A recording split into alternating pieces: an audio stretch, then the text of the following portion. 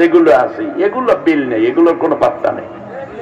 এদেরকে কেউ কিছু বলবেন না, এদেরকে ভালোবাসবেন, তার কারণ এদের কোনো উপায় নেই। এরা আমাদের সাথে থাকবে, মিলেমিশে আমরা থাকবো, কোনো আঘাত করা যাবে না। কিন্তু যারা দেশের টাকা চুরি করেছ, মানুষ হত্যা করেছ, অবৈধভাবে ক্ষমতায় থেকেছ, গুলি করে করে পাখির মতো আমার দেশের মেধাবী ছেলেদেরকে হত্যা করেছ, যারা আলেমদের হাতে চোরের হাত করা পরিয়েছ, পায়ের মধ্যে শিকল পরাইছো, আয়না ঘরে বন্দী করেছো, যারা বাংলাদেশের মানুষ হত্যা করে বিদেশে পালাইছো, তাদেরকে অবশ্যই আইনের কাঠগড়ায় দাঁড়াতে হবে, খুনের মামলা হবে এবং তাদেরকে সর্বোচ্চ শাস্তি দিয়ে ফাঁসির রায় কার্যকর করা হবে।